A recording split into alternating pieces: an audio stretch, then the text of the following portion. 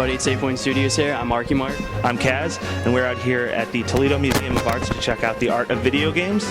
It's like a complete history of like video games from like the first Atari like all the way to like the generations that we're all using right now. So let's go check it out.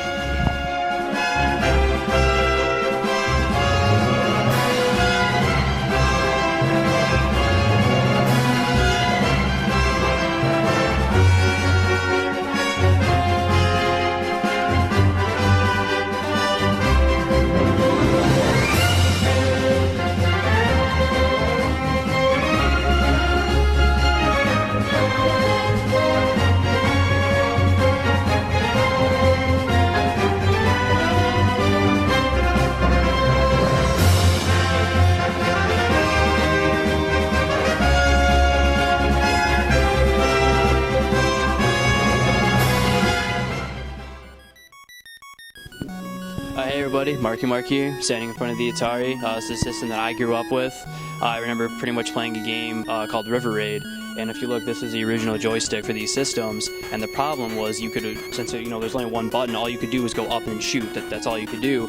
And they did what they could at the time, but it presented that problem of games, you could still have fun playing games like this, but also it presented a problem of all you're going to be able to do is just go up and shoot.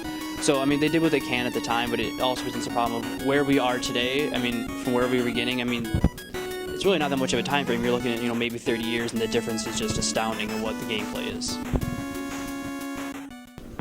Hey guys, what's up? It's Kaz here. I'm checking out the NES machine here they got. This is the first system I ever had, and it's amazing how much this system impacted my life, and really everyone's life. A lot of people thought the video game industry was dead after the crash of 1983, but Nintendo really took a strong stand against low-quality games by initiating quality control. You had to have your game licensed to play on their system.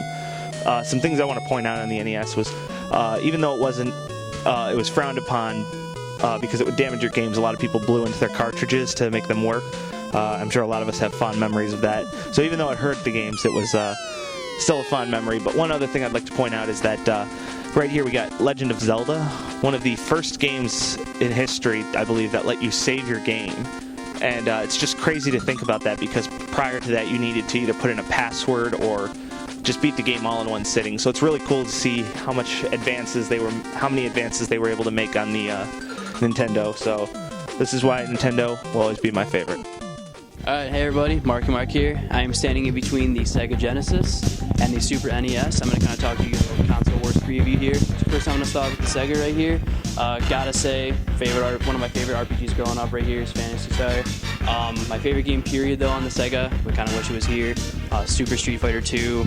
The fact that I could only press 3 buttons and I could do every single combo in the world made me feel like I was accomplishing something with the game, which is all I can really do because I kind of suck. But gotta say I love the Sega. They did come out with the 32X attachment later on in the system genre. The reason they kind of did that, they wanted kind of more up-to-date games. They kind of wanted a little more graphical. It's kind of why the 32X came out. Didn't really hit off, which is, since this is Console Wars, the 32X was their attempt to compete with the Super NES in the way that the Super NES could kind of had that little bit of a better graphic quality, and that's kind of what killed the Sega in the end, was they just couldn't compete with that. As you're looking at the Super NES right here, you have the original Star Fox right here. I can't really say any more about Star Fox. Star Fox, you have one of probably the best Zelda games of all time, besides the original, maybe the one on the N64. I gotta say though, with the Super NES, NES and the Console Wars, kind of gotta say Sega's better. Just saying, I know a lot.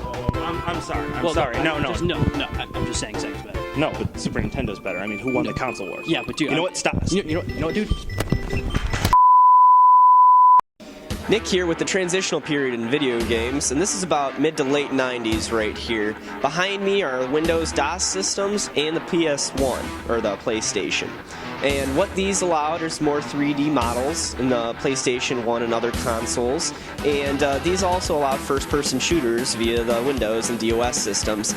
But now my personal favorite, and I know a favorite of many 90s kids as well, is none other than the Nintendo 64.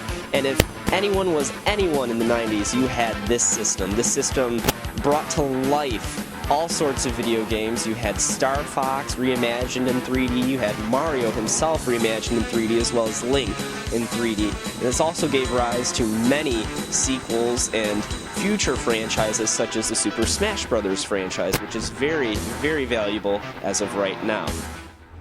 The previous generation laid the groundwork for the new generation. We see all the open worlds and the high 3D graphics that we see in the previous generation, but on a much larger scale.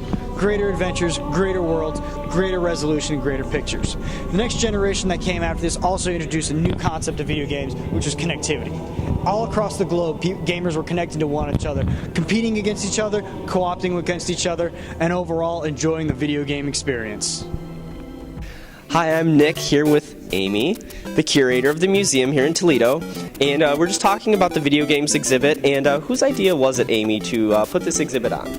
Well, the wonderful thing is that the Smithsonian Museum of American Art in Washington, D.C. actually put the original show together, and they really thought that it was about time to acknowledge this kind of cultural force. And it's been traveling all over the United States, and we were one of the earliest people to come on as a potential venue for the show. We wanted to bring it here because we really feel that you need to really demonstrate that there are many things in the popular culture that cross over into the art museum world, and that this was a show that was great to do that with. And I understand that you're used to more paintings and sculptures in the museum. Was it a little, uncomfortable or weird putting video game consoles in? And what's your kind of feel on this whole console as art, or video games as art? Well, this was a really fun show for us to put together. As you say, most of our exhibitions, we're using traditional media, paintings, sculpture, etc. This was a very tech-heavy show for us, and that was something of a challenge. But it was also really fun, because video games contain the same elements that any of the things that you would see in our galleries do. They have intensely interesting visuals, they have complicated narratives, they draw you into a world, and what we wanted to do with the exhibition was really demonstrate the relationships between what I would call a sort of new media, i.e. this, and old media, oil paintings, sculpture, etc., which at one time were actually the new media, right? Right. So this was a fun show for us to put together in that way. Perfect. Thank you so much for your time, Amy, and I hope the exhibit goes very well for you. Thank you so much. Thank you for coming down. Hey everybody, it's Marky Mark here. I'm here with Matthew. He is an IT specialist here at the museum. And so what would you say is kind of like the turnout you've been seeing so far? I mean, what can I say? There's so many different types of people here. I mean, we get elderly couples here. We have kids running around here. I mean, we're so surprised with how huge the numbers are here. There's so many people coming in. That's great. So do you play games yourself? If you had to pick, I know there's a lot to hear, but if you had to pick one thing here that kind of brought out that nostalgia for you, what do you think it would be? It'd probably be the Nintendo 64. I mean, Super Mario 64 was a classic game, a game that you could spend years working on. I'm just amazed, honestly, just by how they show the evolution throughout the games. I mean, I've seen so many people seeing the Commodore 67 and seeing games like the Atari. It just brings a sparkle in people's eyes. That's great. And you know what? Kind of have that one last question for you is with this being an art museum, do you think that video games are art? And can you kind of go into detail why you think that video games they truly are? I mean, yeah, definitely. I think that art comes in so many different forms, and video games is definitely one specific kind of art form. I mean, you have a group of people working together. There's storyboards, there's animation work that goes between video games, there's voice acting, there's so much work, so many years of progress. And yes, I think that's definitely an art. You're bringing out a different type of art form that brings in so many different types of people. Okay, great. Yeah, I really appreciate you taking the time. And for those of you watching right now, if you like the really awesome video game evolution shirt that Matthew is wearing right now, you can purchase shirts like these and many other things at the museum or online. So seriously, I mean, if you like video games and you don't like this shirt, you should just stop watching right now. I mean, seriously, come on.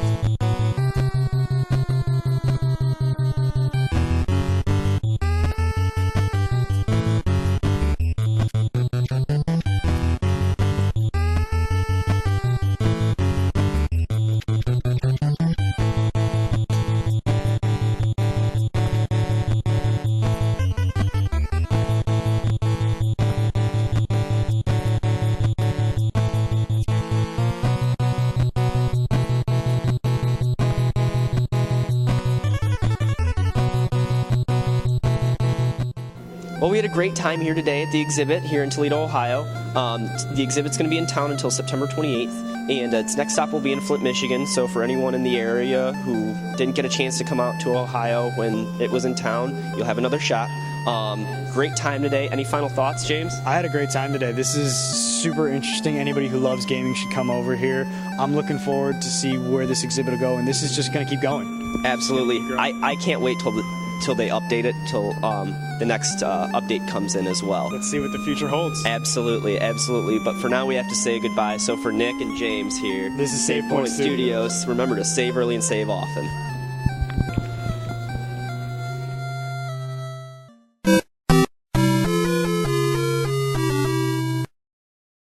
Hey everybody, it's Kaz here. I'm wearing one of the awesome t-shirts that you can get at the Toledo Museum of Art at their gift shop.